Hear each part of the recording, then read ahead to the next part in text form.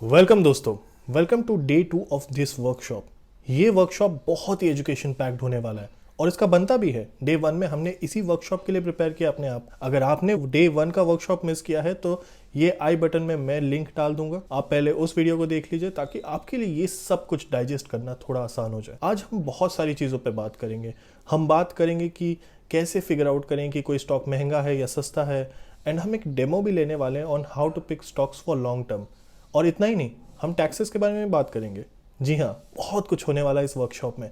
तो तैयार हो जाइए पेन और पेपर के साथ and let's get started. Let's go to computer screen. Okay, welcome to the workshop. ये डे 2 है वर्कशॉप का। अगर आपने डे 1 अटेंड नहीं किया है तो I highly recommend you to do that और उसके बाद इस वर्कशॉप पे आइए। जैसे कि आप देख सकते हैं, इस वर्कशॉप का नाम है let's fall in love with stock market.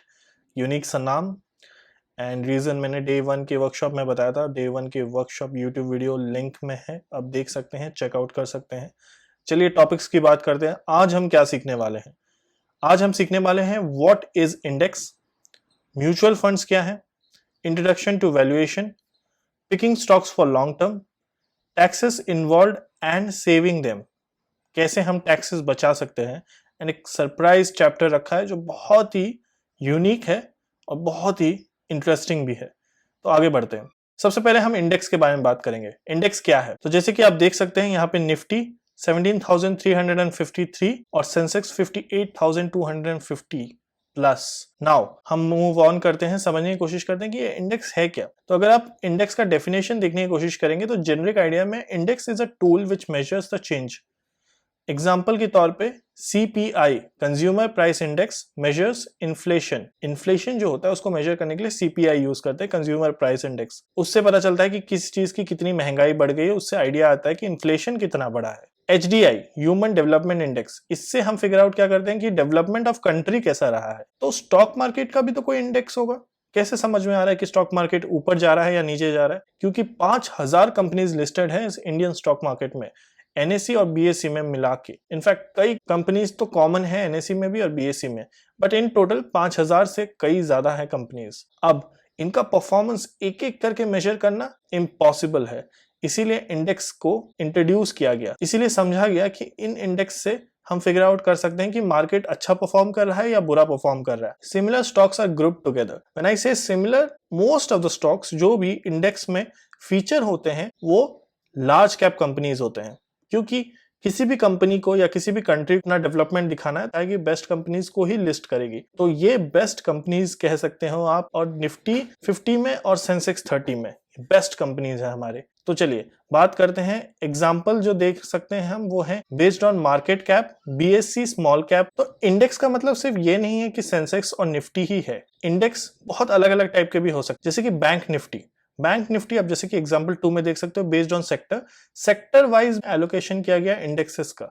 Bank Nifty में सिर्फ बैंक के स्टॉक्स होंगे। तो अगर आपको सिर्फ बैंक में, इंडियन बैंक्स में बहुत उम्मीदें हैं कि ये बैंकिंग सेक्टर जो है वो बहुत आगे जाने वाला है इंडिया का, देन बैंक निफ्टी में आप पैसा लगा सकते हैं। BSE स्मॉल कैप में सारी स्मॉल कैप कंपनीज जो हैं, मैंने आपको बताया था कि स्मॉल कैप कंपनी कैसे डिसाइड होता है कि वो एक स्मॉल कैप है। अगर उसका मार्केट कैपिटलाइजेशन 5,000 करोड़ से कम है तो वो एक स्मॉल कैप है।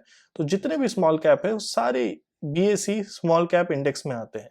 तो ये हो गया इंडेक्स का बताने का। बेसिकली मोटा मोटी आपको स्टॉक्स एक बंडल अप करके दे देंगे और उससे हम फिगर आउट कर सकते हैं कि कैसा। अगर बैंक निफ्टी ऊपर है इसका मतलब सारे स्टॉक्स ने अच्छा किया है, मेजॉरिटी स्टॉक्स ने अच्छा किया। तो ये ऐसे इंडिकेशंस होते हैं समझने के लिए कि कैसा परफॉर्म कर रहा है Indian market. Basically now value of group of stocks is equal to value of index. इसका मतलब क्या है कि आप जैसे कि देख सकते हो ये निफ्टी 50 है और ये सेंसेक्स 30 है। ये दो बड़े इंडेक्सेस है जिससे डिसाइड होता है कि स्टॉक मार्केट आज कैसा परफॉर्म कर रहा है। वैरायटी ऑफ स्टॉक्स है इसमें, मगर टॉप 50 स्टॉक्स इसमें है और सेंसेक्स में टॉप 30 इंडियन स्टॉक्स है। तो देखिए 18 नंबर निफ्टी का बजाज फाइनेंस है और यहाँ पे 13 नंबर बजाज फाइनेंस है। इसका मतलब क्या है कि मोस्ट ऑफ द स्टॉक्स जो सेंसेक्स 30 में है वो निफ्टी 50 में भी है। तो ऐसा नहीं है कि ये एकदम ही अलग स्टॉक है और ये एकदम ही अलग स्टॉक का बंडल बनाया गया, ऐसा कुछ नहीं है। जरूरी नहीं है कि जो सेंसेक्स 30 में है वो टोटली 30 इधर है, थोड़े बहुत चेंजेस हैं और यही इंडिकेशन है निफ्टी 50 और सेंसेक्स 30 का। अगर आप इंडेक्स फंड सोच रहे हो अपने लिए तो सेंसेक्स और निफ्टी अगर आप कंफ्यूज हो कि किस में लगाएं, तो मैं आपको हाईली रिकमेंड करूंगा हमेशा निफ्टी 50 की तरफ जाएं, वो बेटर होता है 50 कंपनीज में पैसा लगाना। तो जैसे कि मैंने बोला आपको, Sensex is made up of top 30 companies on BSE, Nifty is made up of 50 companies और 50 स्टॉक्स ऑन एनएसई। तो एनएसई में निफ्टी है और सेंसेक्स बीएसई में है। आगे बात करते हैं बेस्ड ऑन मार्केट कैपिटलाइजेशन। तो formation based on market capitalization ये हमने पहले ही डिस्कस कर लिया कि उसके बेसिस में ये फॉर्मेशन हुआ है। तो ये चैप्टर उसी के साथ खत्म होता है। आई होप आप इंडेक्स समझ गए होंगे। अब हम बात करेंगे म्यूचुअल फंड्स की। ये चैप्टर ऐसा है जो उसके लिए सब बहुत एक्साइटेड थे और सबको समझना है कि म्यूचुअल फंड्स है क्या ये सच में आपके लिए सही है। चलिए फिगर आउट करते हैं। Mutual funds are type of investment schemes that pool together investors money and invest in different types of financial instruments such as stocks, bonds, government securities, gold, ETC. Basically mutual fund का अगर आप definition पढ़ोगे तो आप समझ जाओगे कि एक बंडल अप है। उसमें स्टॉक्स हो सकते हैं, बॉन्ड्स हो सकते हैं, गवर्नमेंट सिक्योरिटीज हो सकती है, गोल्ड का म्यूचुअल फंड हो सकता है, जो भी है वो इसे मैनेज कर रहा है। हर स्टॉक का थोड़ा थोड़ा पोर्टफोलियो या स्टॉक्स उसमें डाल के रखा है and all you need to do is subscribe to a mutual fund या फिर आप invest in a mutual fund and आपको हर एक स्टॉक का बेनिफिट आपको मिलेगा। अगर स्टॉक सिलेक्शन सही है और स्टॉक ऊपर जा रहे हैं तो म्यूचुअल फंड भी ऊपर जाएगा। अगर उसके मेजॉरिटी स्टॉक्स या फिर ज्यादा रेशियो वाले स्टॉक्स नीचे जा रहे हैं तो म्यूचुअल फंड भी नीचे जाएगा। सिंपल सी बात है। 5 टाइप के म्यूचुअल फंड है, यहाँ पे ध्यान दीजिएगा। इक्विटी म्यूचुअल फंड, मनी सिर्फ और सिर्फ इक्विटी में डाला जाता है, वो सिर्फ स्टॉक वाले म्यूचुअल फंड्स होते हैं। डेट म्यूचुअल फंड्स सिर्फ बॉन्ड्स में पैसा लगाते हैं, डेट इंस्ट्रूमेंट्स जो होते हैं बॉन्ड्स वगैरह पे पैसा लगाते हैं, ये उन्हीं का है mutual fund. Hybrid mutual fund both होंगे, इक्विटी में भी होगा, डेट में भी होगा। तो जैसे कि मैंने आपको बहुत स्टार्टिंग में बताया था कि हमारा इन्वेस्टमेंट इक्विटी में भी होना चाहिए, डेट में भी होना चाहिए। तो हाइब्रिड म्यूचुअल फंड उन लोगों के लिए बहुत अच्छा है और आप डिसाइड कर सकते हो कि कितना आपको रिस्क लेना है, क्योंकि इक्विटी थोड़ा ज़्यादा रिस्की है, डेट इतना नहीं है। सॉल्यूशन ओरिएंटेड आप कह सकते हो कि एक स्पेसिफिक टाइम फ्रेम वाले म्यूचुअल फंड्स होते हैं।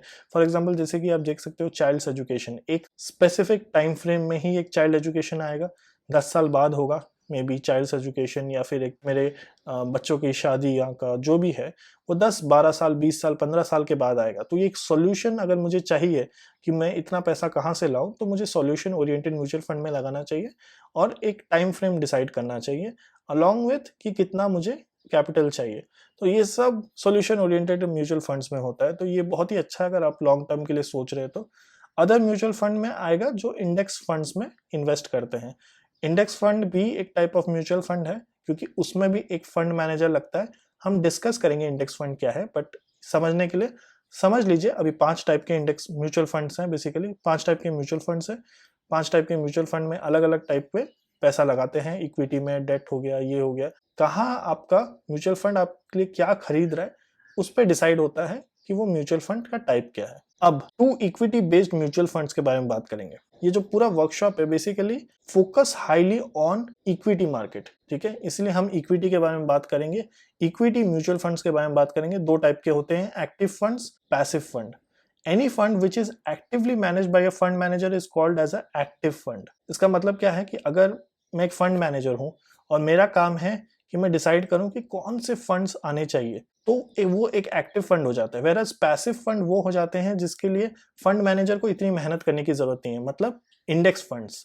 क्योंकि वो मैंने जैसे आपको दिखाया कि सेंसेक्स में फिक्स नंबर ऑफ 30 कंपनीज है, निफ्टी में फिक्स नंबर ऑफ 50 कंपनीज है। तो जब वो फिक्स्ड है ही तो एक मैनेजर को मेहनत करने की जरूरत ही नहीं है, उसको वही स्टॉक को रेप्लिकेट करना है। तो वो पैसिव फंड्स बन जाते हैं, मेहनत ज्यादा नहीं है, वही फंड्स को उठाया उसी को डाल दिया, पैसिव फंड्स। मगर एक फंड मैनेजर फिर भी होता है, इसीलिए पैसिव इंडेक्स फंड बोलते हैं उसको। और ये होता है एक्टिव फंड्स। अब पर्पस क्या है? एक्टिव फंड्स का हमेशा एक ही पर्पस है, to beat the returns of Sensex and Nifty. हमेशा। क्यों? क्योंकि सेंसेक्स और निफ्टी हो गया आपका इंडेक्स फंड। अगर आप इंडेक्स को ही बीट नहीं कर रहे हो तो कोई भी इंडेक्स फंड में लगा लेगा पैसा, वो क्यों आपके एक्टिव फंड में पैसा लगाएगा? सेम गोस फॉर पैसिव का। थोड़ा क्या है, the main purpose is to replicate the returns. तो सेंसेक्स और निफ्टी जितना रिटर्न दे रहे हैं, मान लीजिए 15% का रिटर्न दे रहे हैं एनुअली, तो 15% का 15% पैसिव फंड में होना चाहिए। थोड़ा बहुत अगर कम होता है तो वो इश्यू तो है, मगर उस चीज को ट्रैकिंग एरर कहते हैं उसे। तो कितना ट्रैकिंग एरर है उस पर भी डिपेंड करता है पैसिव फंड का। आप समझ गए गोल्स क्या है? गोल्स, पहला गोल एक्टिव फंड का यही है, पैसिव फंड को बीट करना है या इंडेक्स को बीट करना है। इसका पर्पस ये है कि इंडेक्स को कॉपी करना है, टाइप्स ऑफ एक्टिव फंड की बात करेंगे तो डायरेक्ट म्यूचुअल फंड है और रेगुलर म्यूचुअल फंड प्लान है। और टाइप्स ऑफ पैसिव फंड की बात करेंगे तो इंडेक्स म्यूचुअल फंड हो गया, एक्सचेंज ट्रेडेड फंड्स हो गए, दो चीज। अब हम समझने की कोशिश करते हो डायरेक्ट म्यूचुअल फंड और रेगुलर म्यूचुअल फंड का डिफरेंस जो है बहुत इंपॉर्टेंट है समझना, और ये चीज मैं आपको आगे समझाऊंगा। तो ये चीज ध्यान में रखिएगा कि डायरेक्ट और रेगुलर क्या है। डायरेक्ट और रेगुलर दोनों आते हैं एक्टिव म्यूचुअल फंड्स में। इंडेक्स म्यूचुअल फंड और एक्सचेंज ट्रेडेड फंड्स पैसिव में आते हैं। जो ईटीएफ्स है अभी इंडिया में इतने पॉपुलर नहीं हुए हैं। Index mutual fund on the other hand काफी रिलायबल है, काफी लोग उसको बिलीव करते हैं। अब जब मैं कह रहा हूँ एक्सचेंज ट्रेडेड फंड्स इंडिया में इतने पॉपुलर नहीं है, इसका मतलब ये है कि ज्यादा से ज्यादा लोग इन्वॉल्व नहीं है, तो लिक्विडिटी का इशू आ सकता है। तो ये ध्यान रखिएगा exchange traded fund. I would advise कि आप इंडेक्स म्यूचुअल फंड्स पे तरफ जाए, एक्सपेंस रेशियो भी बहुत कम है। तो नेक्स्ट जो पॉइंट है वो है एक्सपेंस रेशियो। अब क्योंकि एक एक्टिव फंड मैनेजर कर रहा है जिसका पूरा का पूरा दिन जा रहा है आपका ही फंड मैनेज करने में, तो इसीलिए एक्सपेंस रेशियो भी हाई रहेगा। वो आपसे चार्ज करेंगे कि देखो हम आपका पोर्टफोलियो मैनेज कर रहे हैं तो हम आपसे चार्ज करेंगे 1 to 3%। Whereas expense ratio of passive mutual fund तो बहुत ही सस्ता होगा, क्योंकि क्या करना है, सेंसेक्स और निफ्टी को कॉपी करना है, तो 0.1 to 1% का ही एक्सपेंस रेशियो होगा, ज्यादा नहीं होगा। तो चलिए सेक्टर एक्सपोजर की बात करते हैं। सेक्टर एक्सपोजर क्या होता है? अगर एक म्यूचुअल फंड है और उसको रैपिडली ग्रो करना है तो वो कोई 2-3 सेक्टर पकड़ेगा, उसी के स्टॉक्स उठाएगा और उसी पे काम करेगा। अगर हर एक स्टॉक हर एक सेक्टर से उठा लिया तो क्या होगा पता है? कोई सेक्टर ऊपर जाएगा तो कोई सेक्टर नीचे जाएगा। ऐसा हमेशा होता है कि गवर्नमेंट ने कोई रूल बनाया, कोई पॉलिसी बनाई, कुछ एक सेक्टर को फायदा दे रहा है, कुछ एक सेक्टर को फायदा नहीं दे रहा। जिसको फायदा दे रहा है उसके स्टॉक्स एकदम स्काई रॉकेट हो जाएंगे और जिसको फायदा नहीं दे रहा है वो डाउन चले जाएंगे। तो एग्रीकल्चर हो सकता है, फार्मा हो सकता है, बैंकिंग हो सकता है। तो अगर किसी साल बैंकिंग को फायदा होने वाला है और एग्रीकल्चर को कम फायदा होने वाला है, म्यूचुअल फंड क्या करेगा? क्योंकि उनको पता है कि हमें रिटर्न्स चाहिए, अगर हमारे रिटर्न्स अच्छे होंगे तभी लोग हमारे स्टॉक को खरीदेंगे या हमारे म्यूचुअल फंड को प्रीफर करेंगे। क्योंकि हर जगह इंटरनेट पे हर जगह आपको मिल जाएगा कि कौन सा फंड, कौन सा active fund, active mutual fund कितना रिटर्न्स दे रहा है। तो अगर किसी के भी रिटर्न्स कम है, उन्हें पता है कि उनके म्यूचुअल फंड को लोग प्रेफर नहीं करेंगे, तो वो लोग क्या करेंगे? रैपिडली ऐसे स्टॉक्स पिक करेंगे जो सेक्टर एलोकेटेड हो। तो ज्यादा से ज्यादा सेक्टर एलोकेटेड उठाएंगे और उस कोशिश में ऐसा हो सकता है कि एकदम से ही म्यूचुअल फंड बहुत ज्यादा रिटर्न्स कमा ले या एकदम से गिर जाए। क्योंकि कई बार ऐसा भी होता है कि ज्यादा सेक्टर एलोकेशन करना बहुत रिस्की भी हो जाता है, क्योंकि आप बाकी चीजों में नहीं लगा रहे। अगर एक खराब न्यूज आ गई मार्केट में कि कुछ हो गया, कुछ गलत हो गया, तो पूरा का पूरा सेक्टर डूब सकता है और उस केस में बहुत रिस्की हो जाएगा ये चीज। तो वो रिस्क हमेशा रहता है एक्टिव म्यूचुअल फंड के साथ। सेक्टर एक्सपोजर बहुत लेस है, क्योंकि देखा जैसे आपने कि निफ्टी हो गया, सेंसेक्स हो गया, उसमें अलग अलग टाइप की कंपनीज है। कुछ कंपनीज हैं जो बैंकिंग में है, कुछ टेलीकम्युनिकेशन में है, एग्रीकल्चर में है, तो अलग अलग सेक्टर से ये हैं, तो रिस्क कम है। कुछ ना कुछ ऊपर जाएगा तो कुछ ना कुछ नीचे जाएगा, फर्क नहीं पड़ता। End of the day exposure बहुत कम है। एग्जाम्पल की बात करेंगे तो axis blue chip mid cap funds, SBI multi cap fund, HDFC small cap regular fund, etc, ये हो गए एक्टिव फंड के एग्जाम्पल्स। नाउ प्लीज इसको म्यूचुअल फंड रिकमेंडेशन की तरह मत लीजिएगा, ये बस एग्जाम्पल्स है, मैंने सिर्फ एग्जाम्पल देने के लिए किया है, कोई इसका रिकमेंडेशन से लेना देना नहीं है। Nippon India Sensex index, Sensex हो गया, यूटीआई निफ्टी इंडेक्स फंड हो गया, ये क्या लगाता है? ये निफ्टी में लगाता है। टाटा इंडेक्स फंड हो गए। तो इंडेक्स निफ्टी, इंडेक्स तो होगा ही, अब वो निफ्टी में लगाता है या सेंसेक्स में लगाता है वो उसके नाम में ही आ जाएगा, तो आप डिसाइड कर सकते हो उस हिसाब से कि आपको किस में लगाना। हम आगे डिस्कस करते हैं, हम सब कुछ बताऊंगा मैं आपको।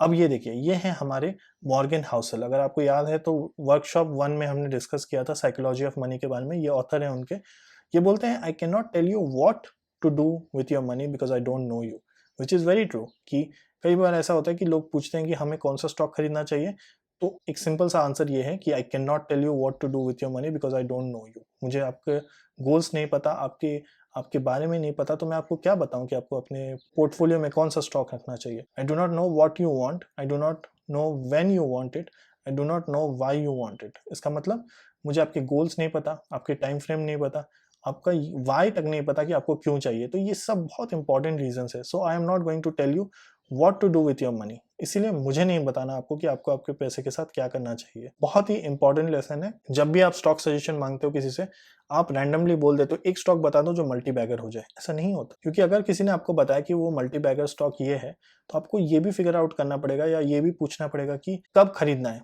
कब बेचना है, इसके प्रोबेबिलिटी क्या है, पॉसिबिलिटी क्या है, मेरे गोल्स क्या है, मेरी रिस्क प्रोफाइल क्या है, ये सब समझना पड़ेगा और उसी के बाद आप डिसाइड कर सकते हो। तो डे 1 वर्कशॉप में हमने इस चीज़ के बारे में बहुत बातें की हैं, तो जिन्होंने भी अटेंड किया है वो समझ सकते हैं। तो next, how to choose an active mutual fund. Active mutual fund को कैसे चूज किया जाए, अब यहां ध्यान दीजिए, how to choose an active mutual fund. तो ये हो गए कुछ पैरामीटर्स जो आपको मद्देनजर रखना है whenever you are going to choose an active mutual fund. तो सबसे पहला फंड एएमसी। एएमसी होता है asset management company. Asset management company क्या करता है आपके लिए? एसेट मैनेजमेंट कंपनी बेसिकली हो सकता है HDFC, हो सकता है एक्सिस बैंक। जो रेपुटेटेड एएमसी है ना, वो फ्रॉड नहीं करता आपके साथ। उनके ऊपर एक लायबिलिटी होती है, उनके ऊपर एक प्रेशर होता है कि हमको कंपनी का पैसा सेफ रखना है, हमें एक रेपुटेशन मेंटेन करके रखना है। इसलिए फंड एएमसी हमेशा ध्यान रखिएगा कि किसका ले रहे हो, निपॉन का ले रहे हो, रिलायंस का ले रहे हो, रेपुटेटेड ब्रांड्स है इसके, इनके लोगे ना तो आपको रिस्क कम रहेगा हमेशा। तो रिस्क मैनेजमेंट। सेकंड है आपका रिस्क मैनेजमेंट क्या है। आपको समझना पड़ेगा कि आप क्या स्मॉल कैप में लगाना चाहते हो, क्या मिड कैप में लगाना चाहते हो, क्योंकि म्यूचुअल फंड में अलग अलग कैटेगरीज होती है। स्मॉल कैप म्यूचुअल फंड है, मिड कैप म्यूचुअल फंड है, लार्ज कैप म्यूचुअल फंड है। अगर आप यंग हो तो आप थोड़ा रिस्क ले सकते हो, आप स्मॉल कैप में लगा सकते हो, मिड कैप में लगा सकते हो।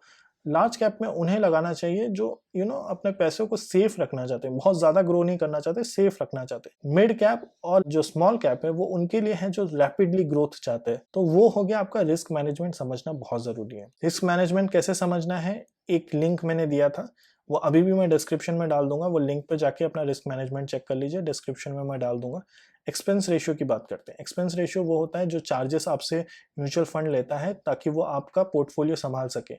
अब एक्सपेंस रेशियो जो है ना, वो कम से कम होना चाहिए। ये बहुत इंपॉर्टेंट चीज है। कोई भी म्यूचुअल फंड को कंपेयर कर रहे हो तो आपको ध्यान में रखना है कि उसकी एक्सपेंस रेशियो कम होनी चाहिए। फंड AUM क्या होता है? फंड AUM होता है fund asset under management. Asset मतलब उसके पास कितना वेल्थ है, कितने लोगों से उन्होंने पैसा लिया है और कितना बड़ा उनका पोर्टफोलियो है। जितना बड़ा होगा उतना आसान होगा लिक्विडिटी के लिए। मतलब आपको कभी भी म्यूचुअल फंड छोड़ना है, छोड़ सकते हो, उतना रिलायबल होगा। तो फंड AUM अच्छा होना जरूरी है। Exit load. अब बहुत म्यूचुअल फंड्स में एग्जिट लोड नहीं लगता, बट कई म्यूचुअल फंड्स है जो अभी भी एग्जिट लोड लेते हैं। अगर 3 साल का म्यूचुअल फंड है, वो मिनिमम पीरियड है उसका, अगर आप उससे पहले छोड़ना चाहते हो तो वो आपसे कुछ चार्ज मांगेगा। ऐसे म्यूचुअल फंड्स में नहीं लीजिएगा। अब डायरेक्ट और रेगुलर प्लान, हमने डिस्कस किया था कि डायरेक्ट और रेगुलर प्लान के बारे में मैं आपको बताऊंगा। ये बहुत इंपॉर्टेंट है, हमेशा डायरेक्ट चूज करिएगा। मैं बताता हूँ क्यों। पहले ऐसा होता था कि म्यूचुअल फंड्स बहुत ज्यादा न्यूज में नहीं थे, तो उस टाइम पे क्या करते थे, म्यूचुअल फंड्स के जो एजेंट्स होते थे वो क्या करते थे, घर घर जाके लोगों को बताते थे, देखो ऐसा होता है, म्यूचुअल फंड ये करता है, म्यूचुअल फंड वो करता है। तो उनको क्या बेनिफिट मिलता है, उनको एक स्मॉल कमीशन मिलता था। जो भी लोग उस प्लान से जुड़ते थे वो एक स्मॉल कमीशन उनको देते थे। तो वो कमीशन की वजह से वो प्लान भी महंगा हो जाता था। बट तब लोगों को समझ में नहीं आता था कि क्या होता है डायरेक्ट, क्या होता है रेगुलर, इतनी अवेयरनेस भी नहीं थी। मगर आज के दिन बहुत अवेयरनेस है। आप जाके डायरेक्ट वेबसाइट से खरीद सकते हो, और जब भी खरीदने जाओगे आपके पास दोनों ऑप्शन होंगे, डायरेक्ट भी होगा, रेगुलर भी होगा।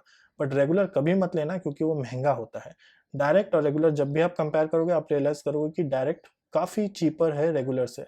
डायरेक्ट मतलब आप डायरेक्ट फंड से ही खरीद रहे हो, डायरेक्ट AMC से वो म्यूचुअल फंड को खरीद रहे हो। रेगुलर में आप क्या होगा कि आप खरीद लोगे और वो एक कमीशन किसी और को जाएगा। तो ये मत करिएगा गलती से भी, हमेशा डायरेक्ट प्रेफर करिएगा। फंड परफॉर्मेंस देखिए, एंड ऑफ द डे क्या मैटर करता है, परफॉर्मेंस कैसा है, रिटर्न्स क्या दे रहा है फंड। अगर आपका फंड रिटर्न्स ही आपको अच्छा नहीं दे रहा है तो क्यों आप किसी भी फंड के साथ जुड़ोगे। मगर आपको ये भी ध्यान रखना है कि फंड का जब परफॉर्मेंस देख रहे हो तो लास्ट 3 इयर्स का देखो, लास्ट 5 इयर्स का देखो, लास्ट 10 इयर्स का भी अगर है वो भी डेटा देखो। क्योंकि कई बार ऐसा होता है कि 1 साल का फंड परफॉर्मेंस देखोगे तो आपको लगेगा अरे वाह 25% दे दिया, 22% दे दिया। मगर ऐसा नहीं होता। 3 साल में, 5 साल में रियल फंड का परफॉर्मेंस पता चलता है। तो 5 साल का फंड परफॉर्मेंस जरूर देखिएगा किसी भी म्यूचुअल फंड में इन्वेस्ट करने से पहले। अब फंड मैनेजर के बारे में रिसर्च कोई नहीं करता है। मगर मैं आपको बताऊं, जब भी आप एक म्यूचुअल फंड खोजते हो या पाते हो या देखते हो, उसमें क्लियरली मेंशन होता है कि उसका फंड मैनेजर कौन है। उसका नाम लो, गूगल में डालो, चेक करो कि वो रेपुटेटेड है कि नहीं है, उसने कैसा काम किया है, उसके बारे में सारा इन्फॉर्मेशन आपको गूगल पे मिल ही जाएगा। सारे AMC डालते हैं फंड मैनेजर के बारे में। थोड़ा सा एक एक्स्ट्रा स्टेप है, मगर एक अच्छा रिलायबल आदमी आपको हमेशा अच्छा रिटर्न्स देगा। वो फ्रॉड नहीं करेगा आपके साथ, थोड़े से एक्स्ट्रा रिटर्न्स के लिए रिस्क नहीं लेगा। इसलिए फंड मैनेजर पे ध्यान देना बहुत इंपॉर्टेंट है। एंट्री लोड की बात करते हैं। एंट्री लोड तब होता है जब आप एक म्यूचुअल फंड में घुसते हैं तो वो एक आपसे छोटा सा चार्ज करते हैं, वो अमाउंट बहुत ज्यादा नहीं होना चाहिए, तो वो ध्यान रखिएगा, वो एंट्री लोड उस चीज को कवर करता है। गोल्स की बात करते हैं। गोल्स आप ही को पता है, आपके गोल्स क्या है। जैसे कि हमने डिस्कस किया था म्यूचुअल फंड के टाइप क्या है, सोल्यूशन ओरिएंटेड, चाइल्ड्स, एजुकेशन था उसमें। अगर आपका चाइल्ड का एजुकेशन एक गोल है आपके लिए, तो 10 साल में आपको एक सर्टेन अमाउंट ऑफ मनी चाहिए। वो अगर आप समझते हो तो उस हिसाब से आप म्यूचुअल फंड में एलोकेशन करोगे, एसआईपी करोगे या फिर जो भी है लमसम में पैसे डालोगे। तो अगर एसआईपी भी कर रहे हो तो आपको कैलकुलेट करना पड़ेगा कि इतने टाइम पे मैं इतना पैसा दे सकता हूँ। That's a thing. अब सेम इंडेक्स फंड के लिए सारे पॉइंट सेम है, सारे पॉइंट्स एक्सेप्ट 2 पॉइंट्स हटके। फर्स्ट है कि डायरेक्ट और रेगुलर प्लान नहीं होता इंडेक्स फंड में, होता है निफ्टी या सेंसेक्स में से चूज करना है। मैं आपको क्लियरली बता देता हूँ कि निफ्टी चूज करिएगा, सेंसेक्स नॉट सो मच, क्योंकि 30 कंपनी और 50 कंपनी को अगर आप कंपेयर करने जा रहे हो तो 50 कंपनी का ओवरऑल रिस्पॉन्स या जो आप कह सकते हो परफॉर्मेंस हमेशा 30 कंपनी से बेटर होता है। ये एक प्रूवन थिंग है, आप गूगल करके भी देख सकते हो। ऐसा कुछ नहीं है कि सेंसेक्स निफ्टी को बीट नहीं करेगा, कर सकता है, बट आई वुड से कि always prefer Nifty over Sensex. चलिए ट्रैकिंग एरर की बात करते हैं। ट्रैकिंग एरर क्या होता है? जैसे कि मैंने आपको बताया था, इंडेक्स फंड कॉपी करता है, 30 कंपनी ले ली सेंसेक्स की और 50 कंपनी ले ली निफ्टी की। अब एग्जैक्ट कॉपी करने के बाद भी परसेंटेज वाइज भी कई बार जो सेंसेक्स जो रिटर्न्स देता है, निफ्टी जो रिटर्न्स देता है, वो एग्जैक्ट कॉपी नहीं हो पाता, कुछ ना कुछ एरर रह जाता है, जिसकी वजह से अगर निफ्टी 15% का रिटर्न दे रहा है तो आपका जो म्यूचुअल फंड है, जो इंडेक्स फंड है, वो 14.5% देगा। तो वो ट्रैकिंग एरर कहलाता है। बहुत बड़ा ट्रैकिंग एरर नहीं होना चाहिए, ट्रैकिंग एरर बहुत लिमिटेड होना चाहिए, और अगर बहुत बड़ा ट्रैकिंग एरर है, अवॉइड दैट इंडेक्स फंड। इसका मतलब वो वेल मैनेज्ड नहीं है बाय अ फंड मैनेजर। अगर आप pro tips on mutual funds मांगेंगे तो सबसे पहले, जैसे कि मैंने बताया, हमेशा डायरेक्ट प्लान को रेगुलर प्लान के ऊपर चूज करना। हमेशा remember, direct plan over regular plan. SIP over lump sum. एक साथ पैसा डालने का मत सोचिए, क्योंकि वो होगा कि आप टाइम कर रहे हो मार्केट। आज आपको लग रहा है कि मार्केट बहुत कम है, मगर आपको नहीं मालूम कि एक साथ पैसा डालने के बाद क्या मार्केट ऊपर जाएगा या नीचे जाएगा। इसीलिए हमेशा रेगुलर इंटरवल में पैसे डालते रहो और एंजॉय करो उस पीरियड को। कभी ऐसा हो सकता है कि मार्केट ऊपर है तब आपका पैसा डाला, फिर मार्केट नीचे गया फिर भी आपने पैसा डाला। एक डिसिप्लिन बनता रहता है और आप रेगुलरली इन्वेस्ट करते रहते हैं। इससे ओवर द टाइम आप बहुत अच्छा वेल्थ एक्यूमुलेट कर लेते हैं और आप में एक डिसिप्लिन आ जाता है। तो हमेशा सिस्टमैटिक इन्वेस्टमेंट प्लान, मंथली आपकी एक सर्टेन अमाउंट ऑफ मनी कटता रहेगा, म्यूचुअल फंड की तरफ जाता रहेगा, उसे जाने दीजिए। बेस्ट तरीका है वो इन्वेस्टमेंट करने का। ध्यान रखिए कि सेम रिटर्न्स आपको हर साल नहीं मिलेगा। कभी कभी ऐसा हो सकता है कि कम मिले, कई बार ऐसा हो सकता है कि ज्यादा मिले। इसलिए अपने आप को इस अजम्पशन में मत रखिएगा कि हर टाइम इतना ही रिटर्न मिलने वाला है, 15% 30% मिलने वाला है। नहीं, ऐसा नहीं होता। तो ये ध्यान है, consistency of returns is a hallmark of good fund. मगर ये ध्यान में रखना है कि आप जब भी एक गुड फंड चूज करें तो उसमें कंसिस्टेंसी होना चाहिए। ऐसा नहीं कि आज एक साल में उसने 30% का रिटर्न दिया और उसके बाद तुरंत ही 5% का दे रहा है, ऐसा नहीं होना चाहिए। कंसिस्टेंसी होना चाहिए, 15 है, 17 है, 18 है, ये कंसिस्टेंसी है। तो ये ध्यान में आपको रखना है while choosing a mutual fund. Valuation के बारे में बात करेंगे, क्या है मैं आपको समझाता हूं, मगर उससे पहले ये छोटा video. Ahead lies the Arctic shore, and beyond the sea. And still the little animals surge forward.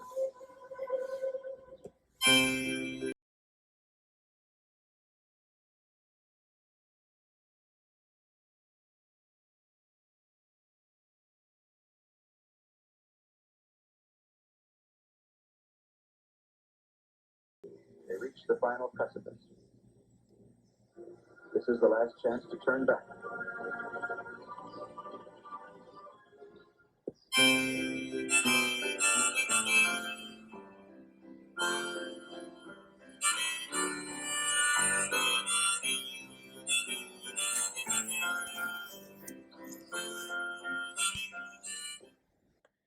तो ये वीडियो हमने देख लिया।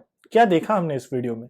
हमने बेसिकली देखा लेमन्स जो होते हैं छोटे छोटे एनिमल्स होते हैं, रैट जैसे एनिमल होते हैं। तो ऐसा हुआ कि हजारों लेमन्स एक पहाड़ पे पहुंच गए। ये बहुत पुराना फुटेज है, नेशनल ज्योग्राफी ने निकाला था ये फुटेज, बहुत पुराना है, 1950s के टाइम का है। और सब इसे हैरान हो गए थे क्योंकि ये बहुत बड़ा फाइनेंशियल लेसन बन गया फॉर वर्ल्ड। ठीक है, मैं आपको समझाता हूँ कैसे। लेमन्स जो छोटे से रैट लाइक एनिमल होते हैं, वो एक पहाड़ पे चढ़ जाते हैं और सबके सब कूदने लगते हैं। अब आपको लग रहा होगा कि वो स्विमिंग करना चाहते हैं या फिर वो मछली पकड़ने कूद रहे हैं, बिल्कुल भी नहीं। ये मास सुसाइड था और किसी को आज तक नहीं पता कि लेमन्स ने ऐसा क्यों किया। ये बहुत ही शॉकिंग था, मगर ऐसा हुआ। अब मेरा आपसे सवाल है, अगर आप उस लेमन के झुंड में हो, हर्ड में आप हो, और आप देख रहे हो कि आपका पहला दोस्त, दूसरा दोस्त सब पहाड़ से कूद रहे हैं। मान लिया आपकी पहला दोस्त शायद स्लिप हो गया होगा, पहाड़ से ऊपर गए और स्लिप हो गया, पहला गिरा, दूसरा उसके साथ बहुत चिपका हुआ था इसलिए वो दूसरा भी गिर गया, तीसरा भी गिर गया, चौथा भी गिर गया, सब सही है। मगर जो लास्ट लेमन है वो किसी के भरोसे नहीं था। उसने अपने पूरे ट्राइब को गिरते हुए देखा, पीछे जाने की जगह वो उनके साथ क्यों कूद गया? This is where the biggest lesson for the financial world comes into existence. The biggest lesson is they must know something that you don't. उस लेमन को लगा कि सब कूद हैं तो मुझे भी कूद जाना चाहिए, क्योंकि शायद उन्हें कुछ पता है जो मुझे नहीं पता है। और ये सबसे बड़ी गलती बन गई। हमेशा स्टॉक मार्केट में भी ऐसा ही होता है। जब भी कोई स्टॉक ऊपर जाने लगता है, सबको लगता है कि ओके ये ऊपर जा रहा है, इसका मतलब उन्हें कुछ पता है जो मुझे नहीं पता है। वो भी उस स्टॉक मार्केट के उस स्टॉक में पैसा लगा देता है और वो स्टॉक और ऊपर जाने लगता है। और फिर जब बेचना शुरू करते हैं, जो स्मार्ट लोग हैं वो ऊपर जाने के बाद स्टॉक को बेचना शुरू करते हैं, क्योंकि वो समझ जाते हैं कि स्टॉक ओवर प्राइस्ड हो गया है, अब इसको बेचने का सही समय आ गया है। तो वो जब बेचना शुरू करते हैं, स्टॉक का प्राइस गिरना शुरू होता है और फिर सब पैनिक में अपने स्टॉक्स बेचने लगते हैं। अगर आप उनमें से स्टार्टिंग में नहीं बेचे तो आपको बहुत बड़ा लॉस होता है। और हमेशा हमें लगता है कि हमारे साथ तो कुछ गलत हो ही नहीं सकता, मगर हम ही सबसे ज्यादा सफरर होते हैं, क्योंकि हम समझ नहीं पाते कि वैल्यूएशन का इंपॉर्टेंस क्या है। इसीलिए ऐसे स्टॉक्स में लगाना जो फंडामेंटली करेक्ट हो और अट्रैक्टिव प्राइस में आपको मिल रहा हो। अट्रैक्टिव प्राइस मतलब अंडर वैल्यूड प्राइस में मिल रहा है। हम आज डिस्कस करने वाले हैं ये सब, और यही है इंट्रोडक्शन टू वैल्यूएशन का चैप्टर का मोटिव। तो ये हमेशा ये 7 डेडली वर्ड्स याद रखिएगा। दे must know something that you do not. अब बहुत लोग यही गलती करते हैं कि ये समझते नहीं है और हमेशा बाकियों पे रिलाई कर लेते हैं। ये बहुत बड़ी गलती है। चलिए इस चीज को समझने की कोशिश करते हैं। इंपॉर्टेंस ऑफ वैल्यूएशन के बारे में बात करते हैं। सबसे पहले टीसीएस का एग्जांपल लेते हैं। मान लीजिए आपने न्यूज में देखा टीसीएस एक नया ऑफिस खोल रहा है यूनाइटेड स्टेट्स ऑफ अमेरिका में, तो आपको बहुत खुशी हुई कि चलो बढ़िया है, टीसीएस नया ऑफिस खोल रहा है यूएसए में, जो कि बहुत अच्छी बात है। फिर आपने न्यूज़पेपर में पढ़ा कि टीसीएस 3000 लोग को हायर कर रहा है, न्यू एम्प्लॉयज को ले रहा है, नया मेगा प्रोजेक्ट आने वाला है। ये न्यूज़पेपर में पढ़ा आपने। देन आपने अपने दोस्तों को टीसीएस के बारे में बातें करते हुए सुना। वो लोग बोल रहे हैं टीसीएस खरीद लो, बेटर है, ये है, वो है, फलाना ढिमकाना सब कुछ। अब आपके दिमाग में टीसीएस घुस चुका है। अब आप नहीं समझ पा रहे कि टीसीएस अट्रैक्टिव प्राइस में अवेलेबल है कि नहीं है, क्या उसका दाम कम है या नहीं है। आप हर्ड मेंटालिटी में चले जाते हो। आप सोचने लगते हो उन लेमन्स की तरह कि अरे उसने कूदा तो मैं भी कूदता हूँ, क्या पता कुछ तो होगा उसमें भी। तो आपने 4500 में वो स्टॉक खरीद लिया। आपकी सबसे बड़ी गलती क्या थी? आपने नहीं समझा कि उसका वैल्यूएशन कितना होना चाहिए, और आपने वो 7 डेडली वर्ड्स का मिस्टेक कर दिया, जो कि था दे must know something that you do not. आपको हमेशा ऐसा लगा कि उन्हें कुछ तो पता होगा जो मुझे नहीं पता है, इसलिए चलो मैं टीसीएस खरीद लेता हूँ। अब मैं बताता हूँ क्या हुआ आपके साथ। तो टीसीएस क्योंकि आपने 4500 में खरीदा, वो बहुत ओवर प्राइस था, एकदम टॉप में, तो उसका प्राइस गिर गया। टीसीएस अब 4400 का हो गया और 100 रुपए टीसीएस के मार्केट शेयर से कम हो गए। एक स्टॉक की बात कर रहा हूं मैं। अब ऐसा हुआ कि नेक्स्ट डे कुछ अच्छी न्यूज आई, छोटी सी अच्छी न्यूज आई, उसकी वजह से टीसीएस ऊपर चला गया, 50 रुपए ऊपर गया। मगर तीसरे दिन फिर से गिरा, क्योंकि वो ओवर प्राइस्ड है। ओवर प्राइस्ड है तो लोगों को समझ रहा है कि टीसीएस बहुत महंगा है, इस प्राइस में टीसीएस नहीं होना चाहिए, तो लोग बेचना शुरू करने लगे। तो बेचना शुरू किए तो टीसीएस का सप्लाई उतना ही है और डिमांड कम होता गया, क्योंकि लोग सेल कर रहे हैं। 150 रुपए और कम हो गए, टीसीएस के 4300 हो गए। अभी फिर से 150 रुपए नेक्स्ट डे 4 में कम हो गए, 4150। और 5वें दिन तक आते आते वो 50 रुपए और कम हो गए, 4100 का हो गया। 4500 का स्टॉक अब 4100 का हो गया। एक हफ्ते में, 5 दिन में खत्म बात। मार्केट ऑलवेज करेक्ट इटसेल्फ, हमेशा याद रखिएगा। अगर आपको लग रहा है कि नहीं IRCTC उठा लेता हूँ, 6000 का तो है, क्या प्रॉब्लम है, मगर आप याद रखिए कि वो इतना ओवर प्राइस्ड है कि कभी ना कभी वो ऐसा गिरेगा कि आपके सारे पैसे ले चलेगा। तो अगर आप सोच रहे हो कि टीसीएस में 400 रुपए ही तो गए हैं, which is okay, I can manage that. हाँ, अगर आपने एक शेयर लिया है तो 400 रुपए, 10 शेयर लिया है तो 4000 रुपए, और 100 स्टॉक लिया है तो 40,000 रुपए आपने यूं गवा दिए सिर्फ और सिर्फ 7 दिन में। 7 दिन में आपने 40,000 रुपए, 4000 रुपए या 400 रुपए अपने औकात के हिसाब से लूज कर दिया, जो कि बिल्कुल भी अच्छा मूव नहीं था। इसी को बोलते हैं इंपॉर्टेंस ऑफ वैल्यूएशन समझने की जरूरत। अब हम समझेंगे कि क्यों कोई स्टॉक को सस्ता और महंगा कहते हैं। सबसे पहले मैं आपको एक छोटा सा एग्जांपल दिखा दूं। ये 2 स्टॉक हैं, MRF और अपोलो टायर्स। दोनों टायर बनाने वाली कंपनी है, और MRF इंडिया की सबसे महंगी कंपनी है। 80,423 रुपीज का एक स्टॉक है इसका। अपोलो का 1800 का स्टॉक है, 1882 रुपीज का स्टॉक है। अब आप मुझे कमेंट में बताइए कि आपको क्या लगता है कि इन दोनों में से कौन सा महंगा स्टॉक है। मैं आपको इसका आंसर एंड में बताऊंगा, मगर पहले हम समझेंगे वैल्यूएशन क्या है। मगर याद रखिए ये MRF है, ये अपोलो टायर्स है।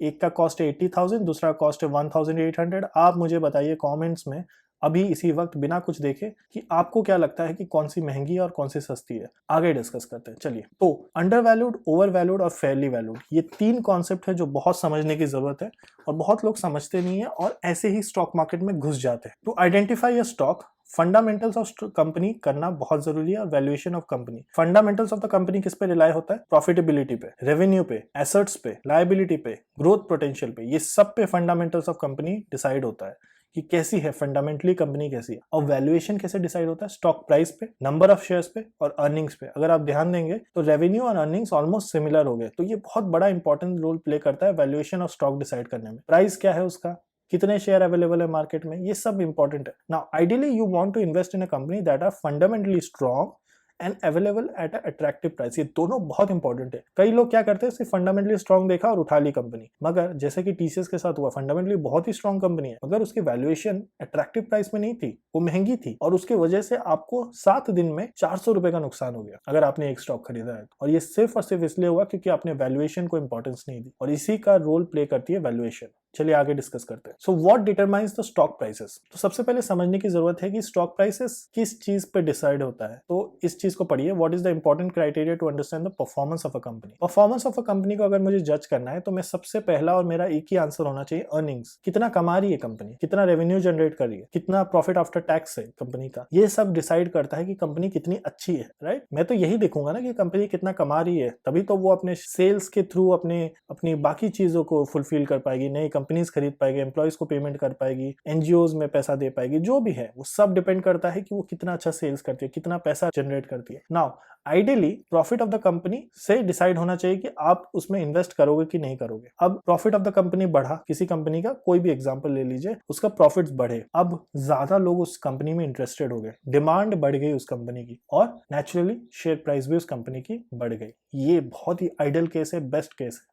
प्रॉफिट बढ़ी और शेयर प्राइस भी बढ़ा। प्रॉफिट ऑफ अ कंपनी अगर नीचे जाता है, less people are interested in it, जो जिन्होंने ऑलरेडी होल्ड भी किया वो भी बेचना शुरू कर देते। जब वो बेचना शुरू कर देते तो डिमांड फॉर द कंपनी नीचे जाना शुरू हो जाती है, तब share price of the company भी नीचे जाने लगती है। तो ये ध्यान रखिएगा कि हर चीज प्रॉफिट से डिराइव होता है। प्रॉफिट से डिमांड आता है, डिमांड से शेयर प्राइस बढ़ती है। प्रॉफिट जब गिरता है तो डिमांड भी कम होती है और शेयर प्राइस भी गिरता है।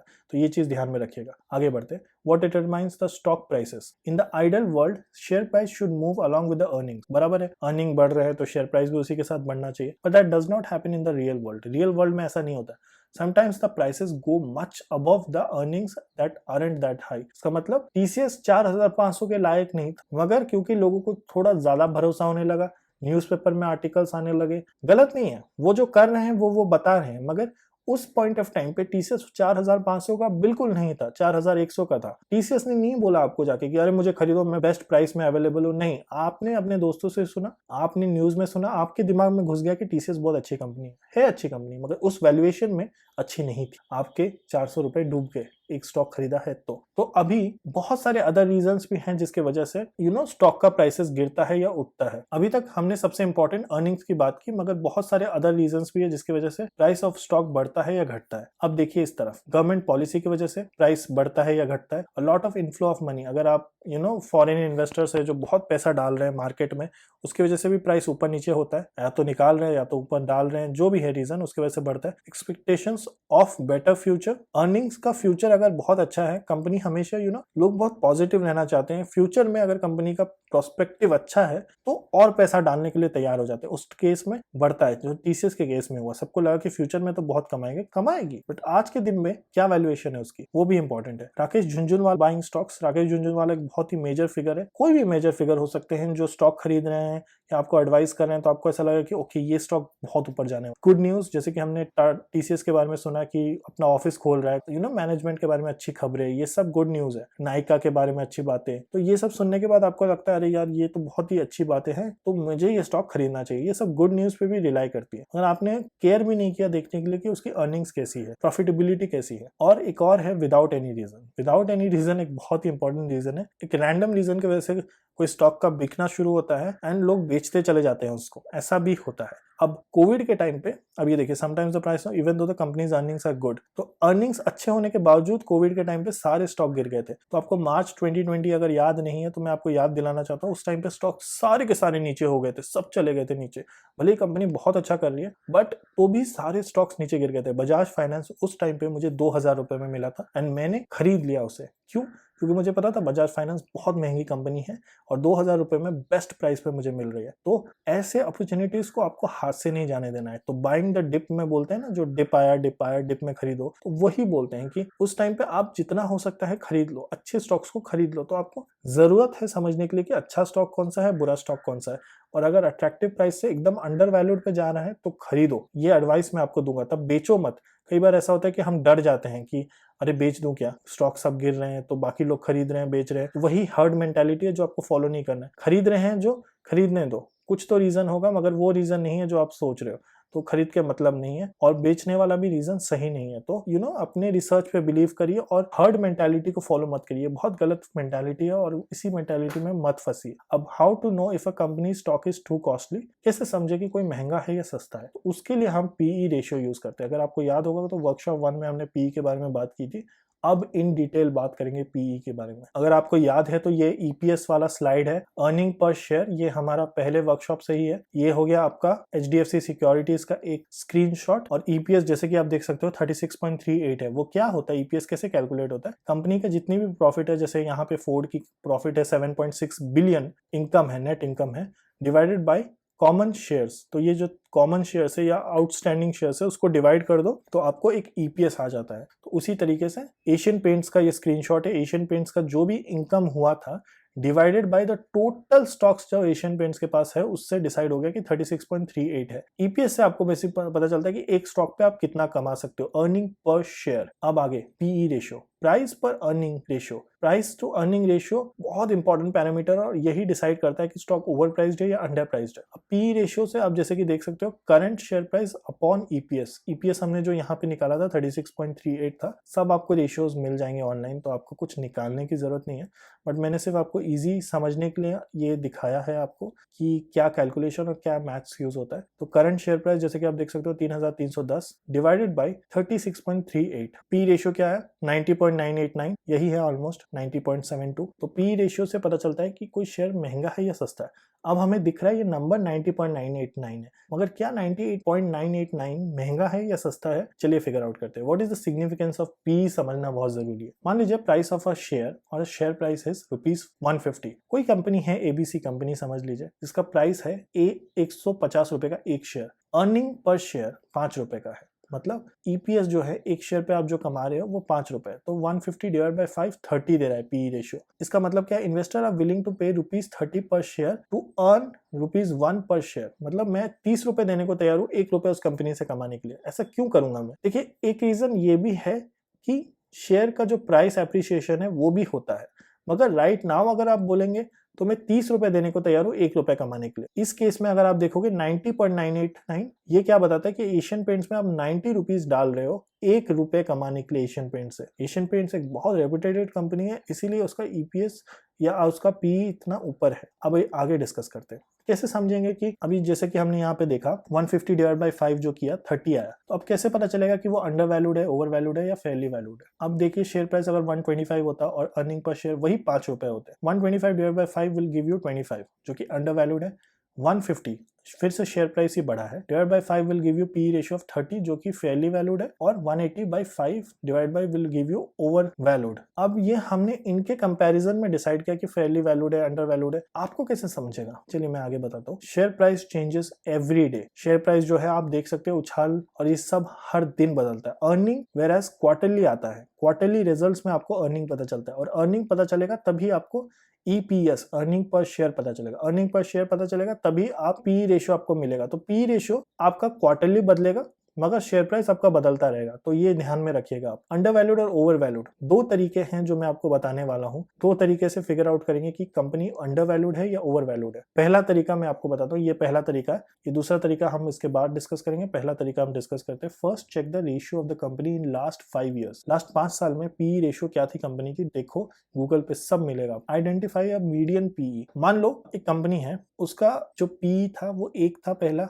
साल में, दूसरे साल में 2 था, तीसरे साल में 3 था, चौथे साल में 4 था और 5वें साल में 5 था। वेरी इजी कैलकुलेशन के लिए। तो अब इन सबको ऐड करो क्योंकि हमें मीडियन निकालना है। 1 2 3 4 5 अगर आप करोगे तो 15 होता है। 15 डिवाइड बाय 5 क्योंकि 5 साल के लिए है वो, तो मीडियन आ गया 3। इसका मतलब आज उसका पी रेशियो क्या है, 5 है, और मीडियन पी क्या है, 3। इसका मतलब ओवर प्राइस्ड है वो। अगर 2 होता तो हम समझ जाते कि ओके ठीक है, तो ये अंडर प्राइस्ड है। तो इस तरीके से एक तरीका है फिगर आउट करने का। Current P is more than the median P over valued, current P is less than the median P under valued. बहुत ही इजी कैलकुलेशन है। अब इस चीज को हम समझेंगे इस तरीके से। तो जैसे कि आप ये ग्राफ देख पा रहे हो, ये ग्राफ आपको कहीं भी गूगल पे भी मिल जाएगा। अब ये देखिए 5 साल का हिस्टोरिक आप देख सकते हो, यहाँ पे 5 सिलेक्ट किया गया।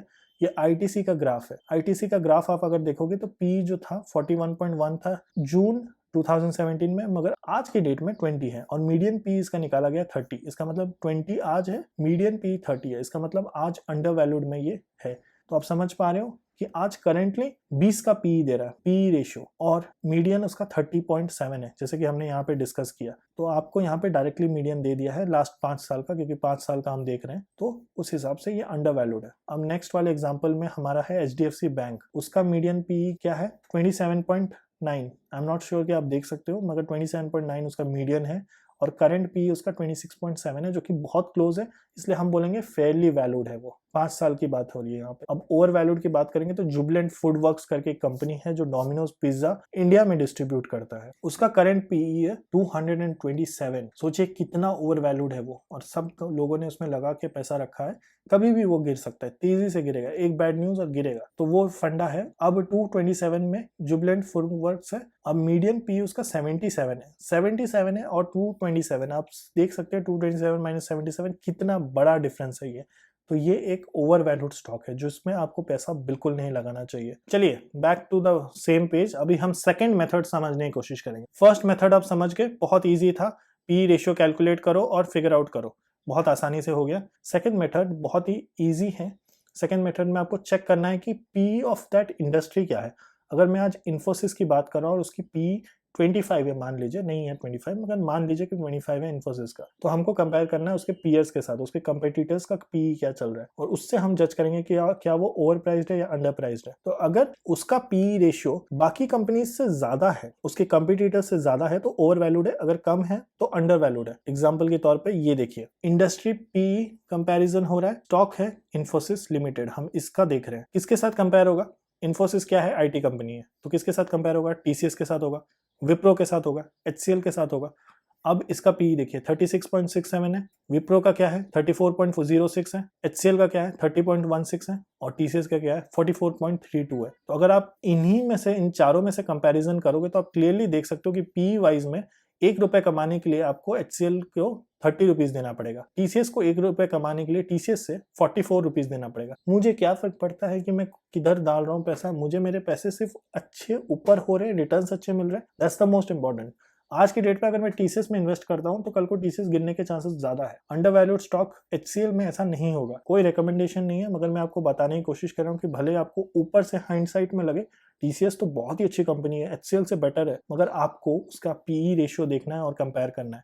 तो पी रेशियो के कंपैरिजन में आप देख सकते हो कि आईटी कंपनी में इस टाइम पे बेस्ट कंपनी है एचसीएल टेक्नोलॉजीज, जो अंडर वैल्यूड है। फेयरली वैल्यूड में विप्रो आएगा, इन्फोसिस आएगा, क्योंकि ऑलमोस्ट 34.06 और 36.67 क्लोज है, मगर टीसीएस बहुत ओवर वैल्यूड है। तो नो नो नो, बिल्कुल टीसीएस में नहीं लगाना है। तो दैट्स इट। ये हो गया तरीका, कैसे आप 2 तरीके यूज करके फिगर आउट कर सकते हो कि अंडर वैल्यूड है या ओवर वैल्यूड है। अब बैक टू द क्वेश्चन, क्या एमआरएफ कॉस्टली है या अपोलो कॉस्टली है?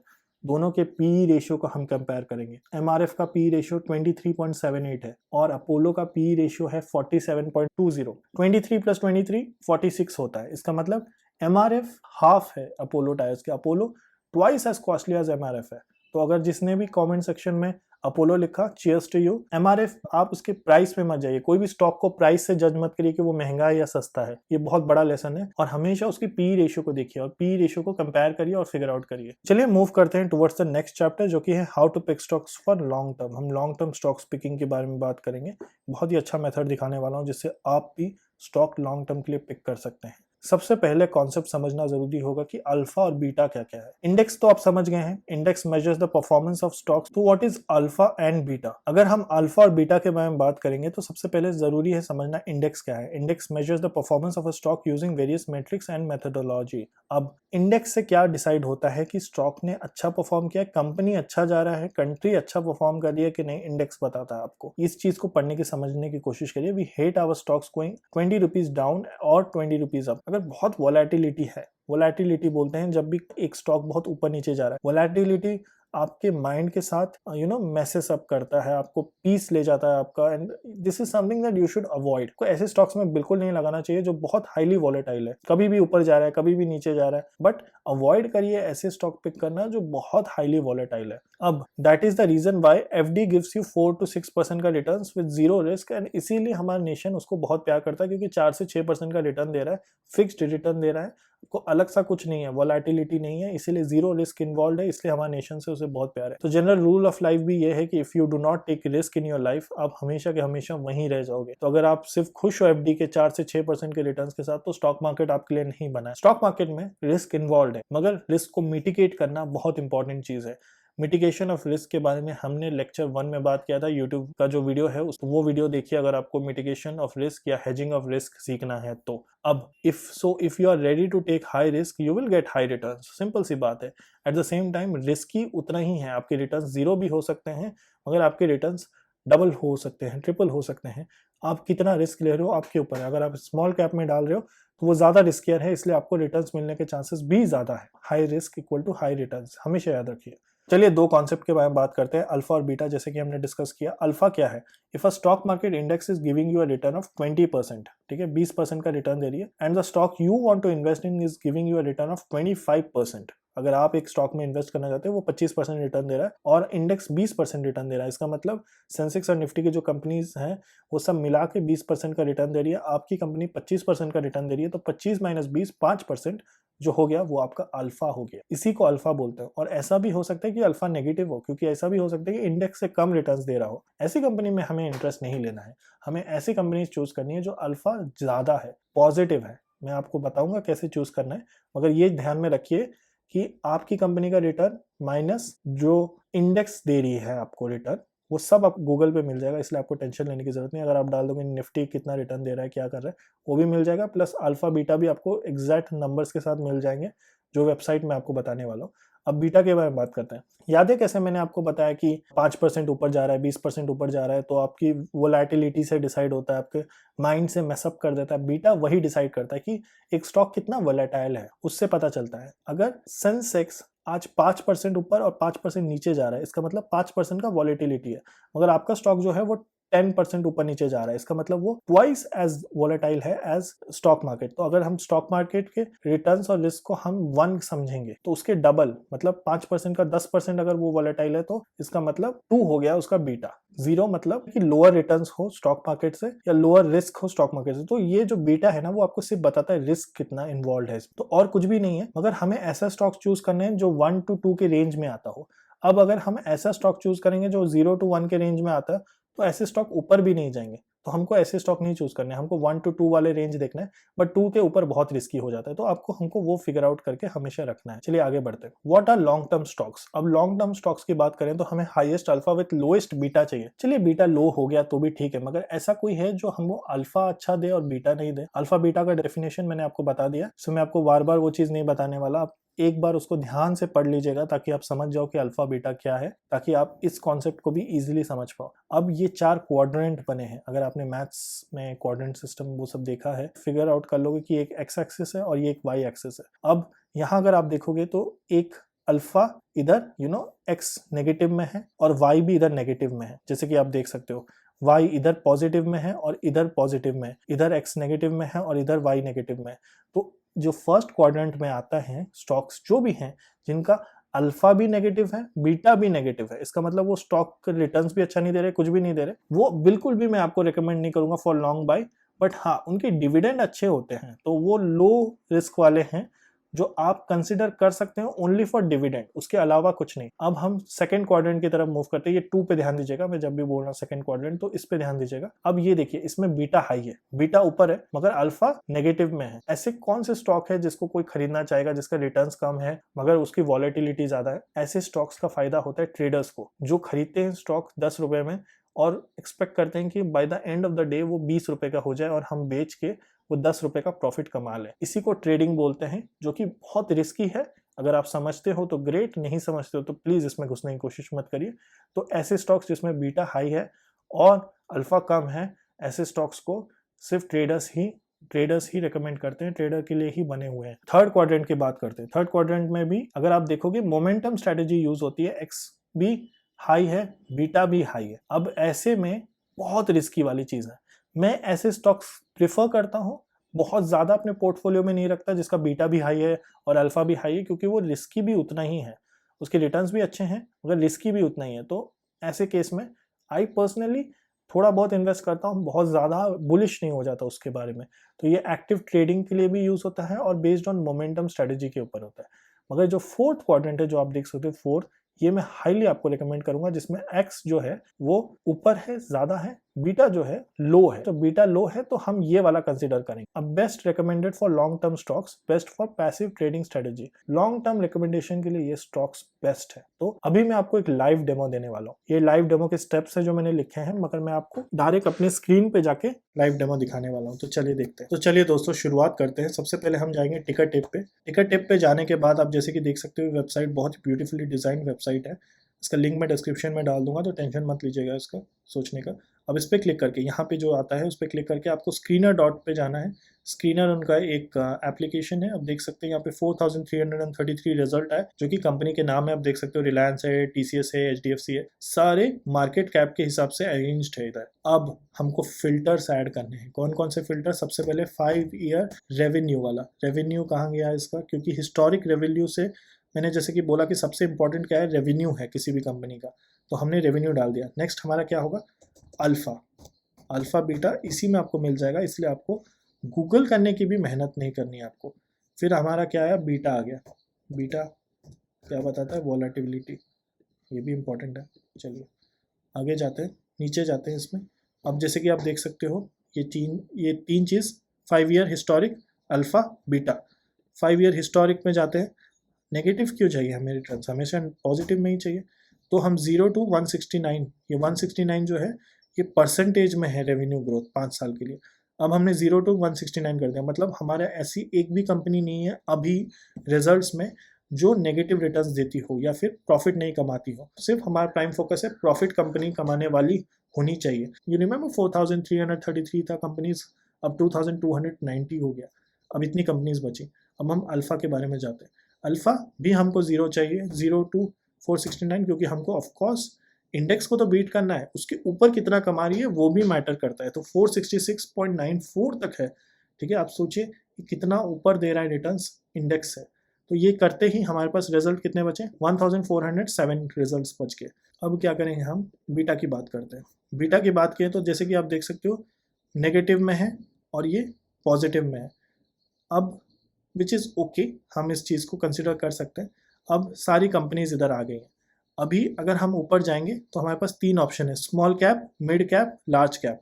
ये क्या डिनोट करती है? कौन सी कंपनीज हैं? तो इसमें अभी फिलहाल के लिए तीनों कंपनीज हैं, मगर हम सिर्फ लार्ज कैप पे कंसिडर करेंगे। क्यों? क्योंकि हमें ऐसी फंडामेंटली स्ट्रॉन्ग कंपनी चाहिए जो रिलायबल भी हो। ऐसा नहीं कि हमने स्मॉल कैप की कोई कंपनी उठा ली और वो रिलायबल ना हो।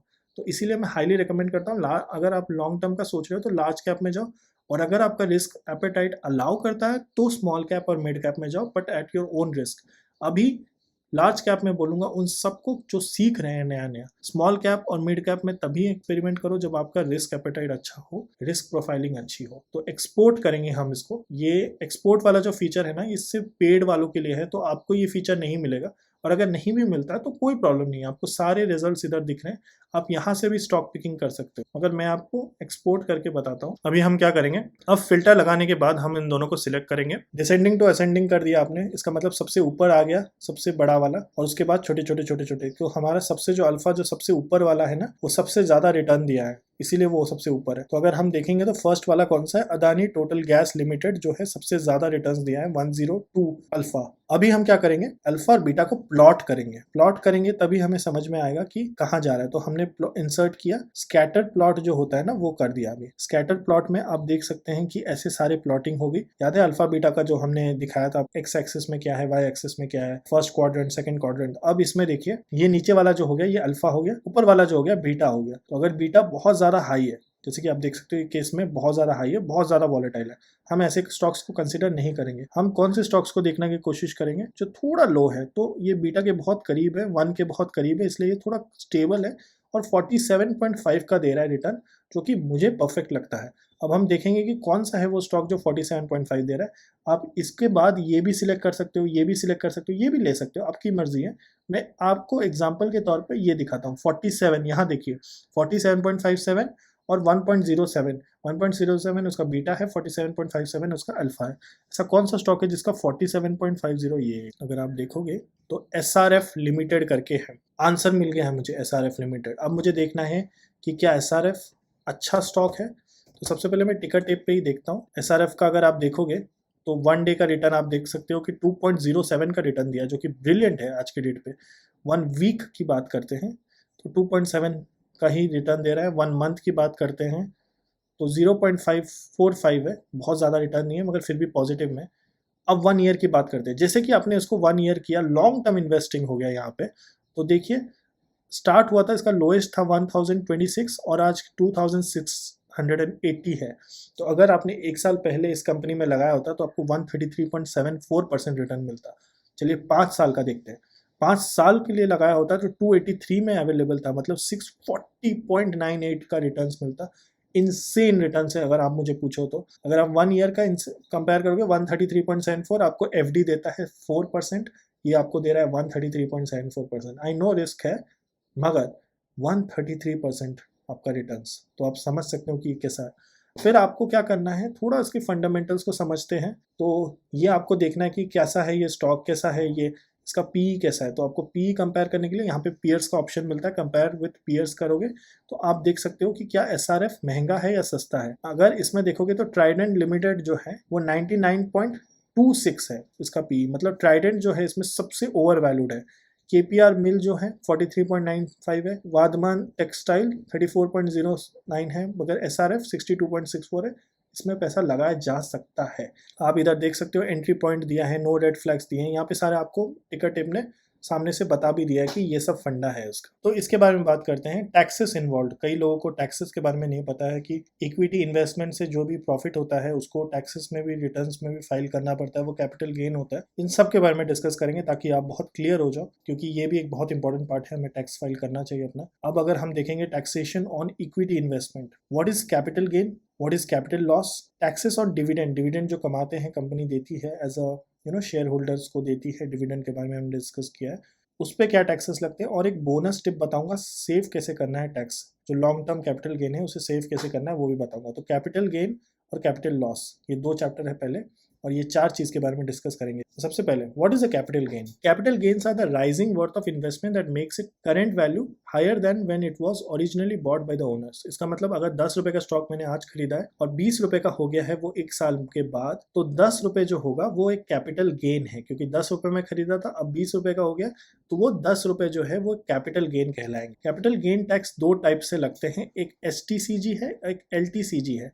STCG मतलब शॉर्ट टर्म कैपिटल गेन और लॉन्ग टर्म कैपिटल गेन मतलब LTCG। बहुत ही अच्छे से ध्यान में रखिएगा इस चीज को।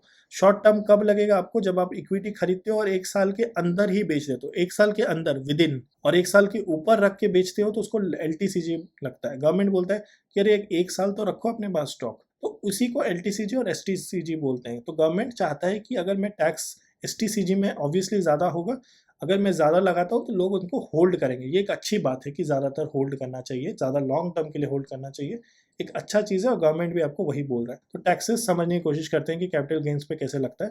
तो सबसे पहले नेम वाले पे देखिए, STCG मतलब short term capital gain, long term capital gain मतलब LTCG। अब used in short term and investing, short term investing के लिए और ट्रेडिंग के लिए हम यूज करते हैं एसटीसीजी। मतलब एसटीसीजी जो टैक्स ज्यादातर लोगों को लगता है वो शॉर्ट टर्म इन्वेस्टिंग तब होता है जब एक साल के अंदर अंदर आपने स्टॉक खरीदा और बेच दिया, उसे शॉर्ट टर्म इन्वेस्टिंग बोलते हैं।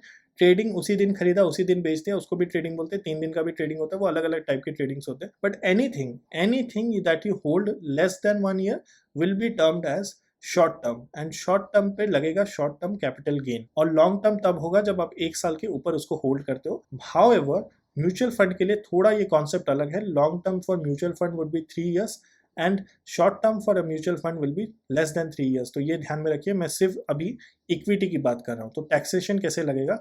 शॉर्ट टर्म पे फ्लैट 15% लगता है आपको, और उसके ऊपर लगता है 4% सेस। सेस अगर आपको नहीं समझता तो सेस होता है टैक्स ऑन टैक्स। इसका मतलब 15% का जो आएगा ना उसके ऊपर 4% लगेगा, सेस लगता है इसके ऊपर। तो आप इसको ऐड मत करिएगा, ये मत सोचिएगा कि 15% प्लस 4% तो 19% हो जाता है, ऐसा नहीं होता।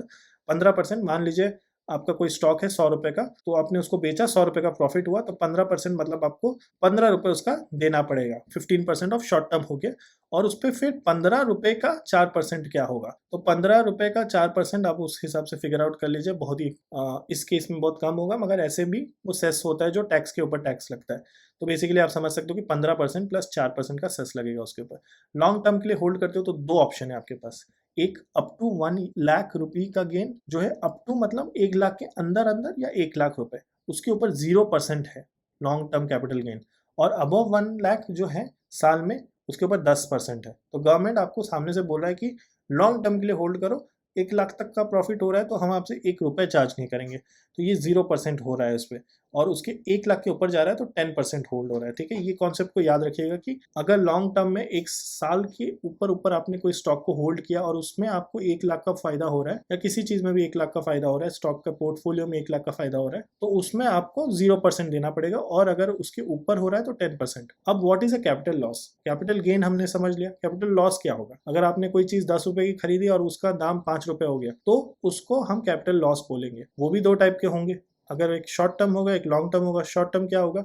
अगर 1 साल के अंदर आपने बेच दिया उसे और उसमें लॉस रजिस्टर किया, तो उसे शॉर्ट टर्म कैपिटल लॉस बोलेंगे। अगर 1 साल के ऊपर आपने रखा और फिर बेचा, तो वो लॉन्ग टर्म कैपिटल लॉस होगा। तो ये सब आप डिक्लेयर कर सकते हो अपने इनकम टैक्स का, जब आप फाइलिंग करते हो तब आप डिक्लेयर कर सकते हो कैपिटल लॉसेस भी। अब बात करते हैं कि loss in STCG and LTCG. तो 2 कॉन्सेप्ट हम समझेंगे। सबसे पहले सेट ऑफ कॉन्सेप्ट समझेंगे, फिर कैरी फॉरवर्ड कॉन्सेप्ट समझेंगे। सेट ऑफ कॉन्सेप्ट क्या होता है कि लेट्स से आपने 10,000 का प्रॉफिट बनाया किसी भी गिवन ईयर में, अपने 10,000 का प्रॉफिट अपने स्टॉक से कमाया, बट 5,000 का लॉस भी हो रहा है उसमें। 2 आपके डीमैट अकाउंट है, एक में 10,000 का फायदा हुआ, एक में 5,000 का नुकसान हुआ।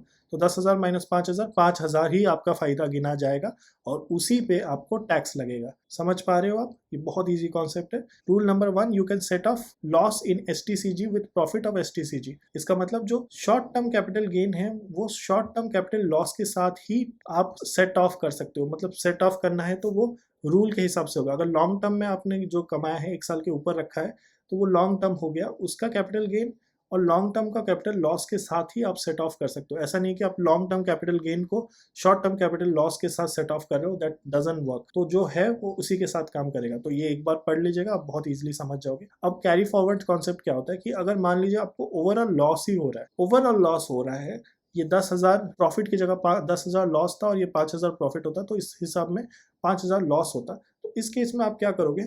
आप ना इनकम टैक्स को डिक्लेयर करोगे मुझे 5,000 का लॉस हुआ, तो फायदा आपको ये मिलेगा कि आप उसको कैरी फॉरवर्ड कर सकते हो। तो वो लॉसेस को आप कैरी फॉरवर्ड करके नेक्स्ट ईयर में लेके जा सकते हो और सेट ऑफ कर सकते हो। तो उतना कम टैक्स आपको देना पड़ेगा अगर आपको प्रॉफिट होती है नेक्स्ट ईयर। तो मान लीजिए उस टाइम भी लॉस होता है, उसके बाद भी लॉस होता है, ऐसा आप 8 सालों तक अपना लॉसेस को ये कैरी फॉरवर्ड कर सकते हो। तो ये गवर्नमेंट ने आपको बहुत अच्छा कैरी फॉरवर्ड कॉन्सेप्ट दिया है। अब हम समझने की कोशिश करते हैं कि डिविडेंड पे कैसे टैक्सेस लगता है। डिविडेंड पे टैक्सेस थोड़ा अलग टाइप के लगता है, ये कैपिटल गेन में नहीं गिना जाता है। अगर आप देखोगे dividend taxation in India 2020 to 2021 onwards, the tax incidence of dividend now falls on the shareholder instead of company। पहले क्या होता है कि डिविडेंड देने वाली जो कंपनी होती थी वही आपका कुछ 15% काट लेती थी और आपको देती थी सामने से। बट अब गवर्नमेंट ने बोला कि नहीं, तुम्हें ऐसा नहीं करना है, तुम्हें बेसिकली ये लोगों को देना है और लोग फिर डिसाइड करेंगे और लोग फिर उसे अपनी टैक्स फाइलिंग में शामिल करेंगे और उससे टैक्स देंगे। इस चीज़ को समझने की कोशिश करिए।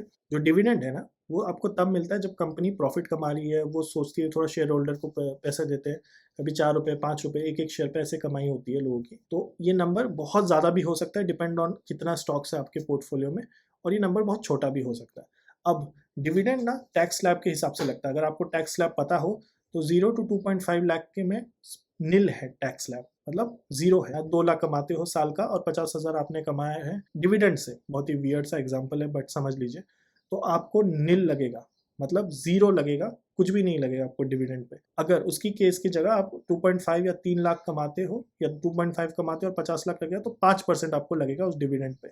तो उस हिसाब से टैक्स स्लैब होता है। तो आप उस हिसाब से फिगर आउट कर सकते हो कि कैसे होने वाला है। तो 3 लाख और 5 लाख के बीच में 5% है, 5 लाख से 7.5 के लाख के बीच में 10%, फिर ऐसे बढ़ते बढ़ते बढ़ते बढ़ते बढ़ते ऐसे जाता है। तो आपकी टैक्स स्लैब जितना भी आप कमाते हो उसी में डिविडेंड ऐड हो जाएगा और उस हिसाब से टैक्सेशन लगेगी। एक और चीज़ है, जैसे आप टीडीएस कटता है बेसिकली, तो डिविडेंड इनकम पेड अगर 5,000 से ज़्यादा है किसी कंपनी या म्यूचुअल फंड के लिए तो आपका 10% एक टीडीएस कटेगा, जो आप क्लेम कर सकते हो बाद में depending on your tax slab जो भी है। बट अगर वो 5,000 के ऊपर जाता है तो 10% उस पर टीडीएस कटता है। अगर डिविडेंड आपका 5,000 के ऊपर जाता है सालाना तो 10% उस पर टीडीएस कटेगा। तो ये चीज़ ध्यान में रखिएगा। अब जैसे कि मैंने प्रॉमिस किया था, मैं आपको एक हैक बताने वाला हूँ to how to save long term का कैपिटल गेन। मान लीजिए कि आपने एक स्टॉक खरीदा, every time you investing hits 1 lakh रुपए profit buy the same stock immediately. अब मैं बताता हूँ कैसे। 1 लाख रुपए का आपने टाटा मोटर्स खरीदा, नेक्स्ट ईयर 3 लाख रुपए हो गया, मतलब 3 लाख का टोटल वैल्यू हो गया उसका, मतलब 2 लाख अपने उसमें प्रॉफिट कमाए। आप अगर 2 लाख अभी के अभी बेच दोगे, मतलब पूरा का पूरा स्टॉक बेच दोगे, तो आपके 2 लाख रुपए प्रॉफिट होते हैं। लॉन्ग टर्म कैपिटल गेन उस पर लगेगा तो 1 लाख तक तो आपको फ्री है, जैसे कि डिस्कस हुआ था। 1 लाख तक आपको 0 लगेगा और एडिशनल 1 लाख जो आपने कमाया है, जो 2 लाख प्रॉफिट है राइट, 1 लाख 0 और दूसरे लाख पे आपको मिलेगा 10% का कैपिटल गेन। अगर आपको वो चीज़ अवॉइड करना है तो मैं बेस्ट थिंग आपको बताऊंगा कि आप सिर्फ और सिर्फ 1 लाख प्रॉफिट वाले ही टाटा मोटर्स के शेयर बेचिए, मतलब टोटल 2 लाख रुपए का बेचिए। 1 लाख प्रॉफिट और 1 लाख ऐसे, और 1 लाख का आपका रहने दीजिए अपने अकाउंट में। उससे क्या होगा कि आपने 0 देना पड़ेगा क्योंकि आपका सिर्फ 1 लाख का प्रॉफिट हुआ है। तुरंत वापस से टाटा मोटर्स के शेयर को खरीद लीजिए, जितना का आपने बेचा तुरंत खरीद लीजिए और रखिए उसको, और ऐसे ही हर साल में ऑफलोडिंग करते रहिए और 1 लाख से ज़्यादा मत दीजिए। कई बार ऐसा भी हो सकता है कि किसी साल में आपको लॉस हुआ जो वो आप स्क्वायर ऑफ करा सकते हो, तो ये फ़ायदा हो जाता है। आपको एक साथ नहीं बेचना। तो आई होप आप समझ रहे हो कि क्या कॉन्सेप्ट है। तो एक साथ नहीं बेचना है, ये इंपॉर्टेंट कॉन्सेप्ट है। तो फाइनली हम फाइनल चैप्टर में पहुंच गए, जो बोनस चैप्टर है, सरप्राइज चैप्टर है, how to think like a true investor. बहुत लोग वहीं पे रोक देते हैं, टैक्सेशन भी कई लोग नहीं सिखाते, तो मैंने आपको टैक्सेशन सिखाया और अब मैं आपको सिखाने वाला हूँ कि इन्वेस्टर्स की तरह कैसे सोचना है। बहुत इंपॉर्टेंट है इन्वेस्टर की तरह सोचना, क्योंकि हम सीख तो चुके हैं कि स्टॉक कैसे पिक करना है, क्या करना है, कहाँ से करना है, बट ना कई बार हमको पता ही नहीं होता कि हमें कौन सा स्टॉक देखना है। हम कैसे फिगर आउट करें कि नेक्स्ट मल्टी बैगर कौन सा होने वाला है। तो मल्टी बैगर स्टॉक वो होते हैं जो 2 टाइम्स 3 टाइम्स आपको रिटर्न दें, 5 टाइम 10 टाइम्स भी रिटर्न दे सकते हैं। ऐसे स्टॉक हम फिगर आउट कैसे करें? तो 2 अप्रोचेस है। सबसे पहला अप्रोच है top down approach, economy, industry and company. Economy, industry and company, I repeat. अब देखो मैक्रो इकोनॉमी फैक्टर्स क्या होते हैं। जीडीपी ग्रोथ होता है, एक्सचेंज रेट्स होते हैं, बॉन्ड प्राइसेस होते हैं, इन्फ्लेशन रेट्स होते हैं।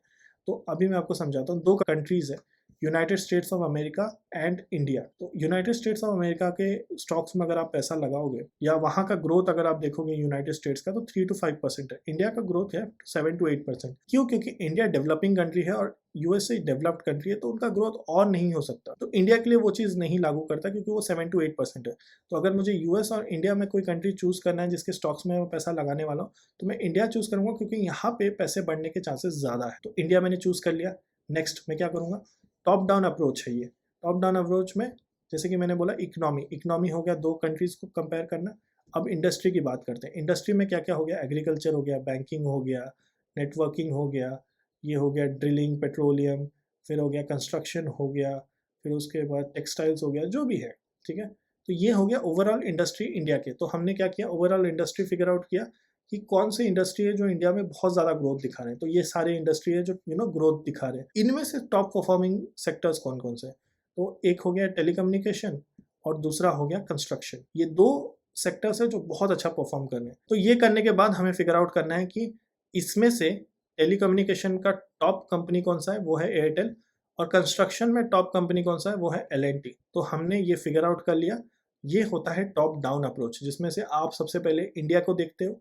इंडिया के बाद आप देखते हो कि ओवरऑल इंडस्ट्री कौन कौन सी है, इंडस्ट्री और सेक्टर को परफॉर्म करते हो, टेस्ट करते हो, सेक्टर्स कौन कौन से, सेक्टर से आप आइडेंटिफाई करते हो कि कौन कौन सी कंपनीज निकल के आने वाली है। तो जैसे कि हमने देखा था कि इंडियन इकोनॉमी 7 to 8% दे रहा है, टेलीकॉम सेक्टर दे रहा है 15 से 20%, जो कि हमने यहाँ किया, और एयरटेल का ग्रोथ उस टेलीकॉम सेक्टर में 20 to 22% का रिटर्न दे रहा है।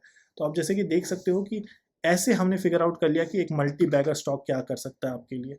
तो एयरटेल आपको 20 से 22% का रिटर्न दे रहा है, जो कि इंसेन है, जो कि बहुत ही अच्छा है। तो चलिए नेक्स्ट में मूव करते हैं। नेक्स्ट अगर हम देखेंगे तो बॉटम अप अप्रोच है। टॉप डाउन अप्रोच हम समझ गए, मगर टॉप डाउन अप्रोच का प्रॉब्लम ये है कि ये टॉप की जो कंपनीज है ना उसी पे फोकस करेगी। एल हो गया, एयरटेल हो गया, बट SRF याद है आपको, जो हमने अपने डेमो में अल्फा बीटा मॉडल से निकाला था, SRF लिमिटेड, ऐसी कंपनीज क्या आप फिगर आउट कर पाते अगर आप टॉप डाउन अप्रोच यूज करते? तो बिल्कुल भी नहीं।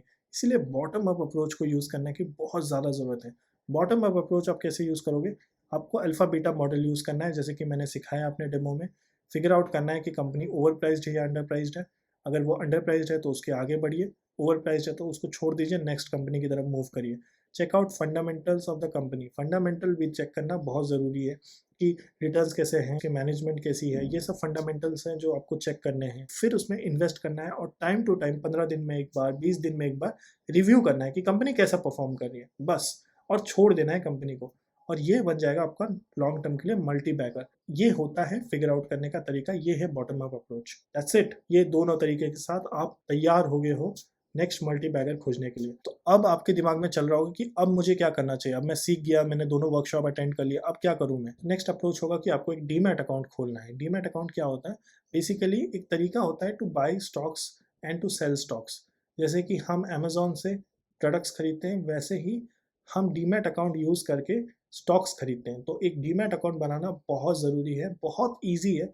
मैं लिंक में, डिस्क्रिप्शन लिंक में अपस्टॉक का लिंक डाल दूंगा, आप उस पर क्लिक करिए, आप प्रोसीड करिए, हर एक तरीके से बढ़िए, आप समझ पाएंगे कि बहुत आसान है आपके लिए डीमैट अकाउंट खोलना। घर बैठे बैठे हो जाता है, 2-3 दिन में बन जाता है आपका डीमैट अकाउंट, और उसके बाद आप स्टॉक पिकिंग करना शुरू कर सकते हैं। अपस्टॉक्स में क्यों सजेस्ट कर रहा हूँ? Sir Ratan Tata backed Upstox है, तो बहुत ही बेहतरीन चीज़ है। ये एक स्टार्टअप था और अब यूनिकॉर्न बन चुका है। इसका मतलब काफ़ी ऊपर जा चुका है, $1 बिलियन की कंपनी है, बहुत ही वेल मैनेज्ड कंपनी है, अच्छा फंडामेंटल्स है, सब कुछ सही है। बेनिफिट्स अगर आप देखोगे तो डिस्काउंट ब्रोकर है। डिस्काउंट ब्रोकर और फुल सर्विस ब्रोकर्स, दो टाइप के ब्रोकर्स होते हैं डीमैट में। तो डिस्काउंट ब्रोकर वो होते हैं जो आपको बहुत कम प्राइस में बहुत सारे एडवांटेजेस देते हैं, क्योंकि इंटरनेट रेवोल्यूशन के बाद डिस्काउंट ब्रोकर का कॉन्सेप्ट शुरू हुआ। अपस्टॉक हो गया, जीरोधा हो गया। वेराज फुल सर्विस ब्रोकर्स हो गए, वो आपको बहुत सारे अलग सर्विसेज देते हैं, आपको कॉल भी देंगे वो किसी चीज़ का, आपको उनका इंटरफेस ज़्यादा अच्छा होता है, बट वो प्राइस भी आपसे ज़्यादा चार्ज करते हैं। डिस्काउंट ब्रोकर बहुत सस्ते में आपका काम करके दे देंगे। जैसे कि आप दे सकते हो, जीरो ओपनिंग चार्जेस है, कोई चार्जेस नहीं है इसका, जीरो AMC चार्जेस है, चार्जेस AMC का भी जीरो है। तो ये अप टू यू है। तो मैं आपको बताना चाहता हूँ कि लर्निंग प्रोसेस यहाँ ख़त्म नहीं होता। लर्निंग प्रोसेस एक कंटिन्यूस प्रोसेस है, एंड ये बुक्स हैं जो मैं आपको रिकमेंड करूँगा कि आप पढ़ें अपने फ्री टाइम में, थोड़ा थोड़ा करके पढ़ें। फाइनेंशियली आप बहुत साउंड हो जाएंगे। रिच डैड पुअर डैड हो गया, one up the Wall Street, investonomy, psychology of money के बारे में हमने वर्कशॉप 1 में बहुत बात की थी। बहुत ही ब्रिलियंट बुक है। इसका स्टॉक मार्केट से तो लेना देना नहीं है, मगर सेविंग हो गया, आपका एक लव और हेट रिलेशनशिप मनी के साथ बन गया है, उसको ब्रेक करने में ये बुक बहुत हेल्प करेगी आपकी। बेहतरीन बुक है। The intelligent investor Benjamin Graham की है। बेंजामिन ग्राहम वॉरेन बफेट के प्रोफेसर रह चुके हैं एंड ब्रिलियंट राइटर है। तो बहुत अच्छी किताब है इंटेलिजेंट इन्वेस्टर, मैंने पढ़ा है, बहुत लवली बुक है, तो give it a try. Warren Buffett में मेरी फर्स्ट इन्वेस्टिंग बुक थी and I fail in love with Warren Buffett इस बुक को पढ़ने के बाद। तो ये बुक भी मैं हाईली रिकमेंड करूँगा। योर मनी और योर लाइफ बहुत ही इंस्पिरेशनल बुक है, do give it a try. ये सारे बुक्स अमेजोन पे अवेलेबल है, मैं सबके लिंक भी डिस्क्रिप्शन में डाल दूंगा। थोड़ा थोड़ा करके बुक्स पढ़िए, अच्छा लगेगा आपको और कई चीज़ें सीखने भी मिलेगी। नाउ व्हाट, न्यूज़पेपर पढ़ना भी बहुत इंपॉर्टेंट है। जैसे कि आप देख सकते हो, एक न्यूज़पेपर का आर्टिकल यहाँ लिखा है, how India is moving out of villages. इसका मतलब ये है कि लोग ज़्यादा से ज़्यादा सिटीज़ की तरफ मूव हो रहे हैं। सिटीज़ की तरफ मूव हो रहे हैं तो इलेक्ट्रिसिटी का जो खर्चा है वो बढ़ेगा, ट्रांसपोर्टेशन बढ़ेंगे, कंपनीज लाइक एयरटेल जिनको सिम कार्ड बेचती हैं वो उनको भी फ़ायदा होगा, पेट्रोलियम का फ़ायदा होगा, रिलायंस जैसी कंपनी का फ़ायदा होगा, जियो मार्ट का फ़ायदा होगा, डी मार्ट का फ़ायदा होगा। ऐसी कंपनीज़ का फ़ायदा होगा जो सिटीज़ पे एस्टैब्लिश्ड है। तो ये फ़ायदा होता है जब भी आप न्यूज़पेपर पढ़ते हो, आपके दिमाग में बहुत सारी चीज़ें दौड़ती है, आप समझ पाते हो कि अच्छा ऐसा हो सकता है, ऐसा भी हो सकता है। तो ये सब चेन ऑफ थॉट्स डेवलप करने के लिए आपको न्यूज़पेपर उठा के पढ़ने की ज़रूरत है। तो हो सके तो रोज़ न्यूज़पेपर पढ़िए, 15 मिनट ही सही बट पढ़िए, बहुत कुछ सीखने मिलेगा। मैं आपको इकोनॉमिक टाइम्स और मिंट सजेस्ट करता हूँ। मिंट उनके लिए जो मोबाइल में पढ़ना पसंद करते हैं, मिंट को पढ़िए, बहुत ही अच्छा न्यूज़पेपर है। जैसे कि आप देख सकते हो यहाँ पे एक चेन ऑफ थॉट बस देखिए, HPCL setup 5000 EV charging station over 3 years. तो HPCL चार्जिंग स्टेशन सेटअप कर रहा है फॉर EV। अब EV मतलब इलेक्ट्रिकल व्हीकल्स। अब दो प्लेयर जो इलेक्ट्रिकल व्हीकल्स में घुसना चाहते हैं, पहला मारुति, दूसरा टाटा मोटर्स। टाटा मोटर्स का इसीलिए शेयर प्राइस बहुत बढ़ रहा है क्योंकि वो EV में घुस रहा है। अब 10 नए मॉडल वो लाने वाला है 2025 तक, जो कि बहुत बड़ी बात है। इसीलिए टाटा मोटर्स के शेयर प्राइस बढ़ रहे हैं। अब चेन ऑफ थॉट ये है कि जब भी इलेक्ट्रिकल व्हीकल होता है उसमें कोई इंजन नहीं होता। क्यों नहीं होता? क्योंकि वो एक इलेक्ट्रिक व्हीकल है, उसका मेन सोर्स कहाँ से आता है? बैटरी से आता है। तो बैटरी मेकर्स को भी फ़ायदा होगा। अगर आप सोचिए एक बार कि अगर एक कार बनाने वाली कंपनी को पता चलेगा कि अभी मेरा जो मेन खर्चा है वो सिर्फ बैटरी है, तो वो खुद भी बैटरी बनाना शुरू कर देगी। तो जो बैटरी कंपनीज है उनका क्या होगा? इसीलिए आपको एक चेन ऑफ थॉट आपको समझना पड़ेगा कि क्या होने वाला है, कहाँ होने वाला है, कैसे होने वाला है। सिर्फ आपने ईवी देखा और लगा दिया टाटा मोटर्स पे तो सही नहीं है।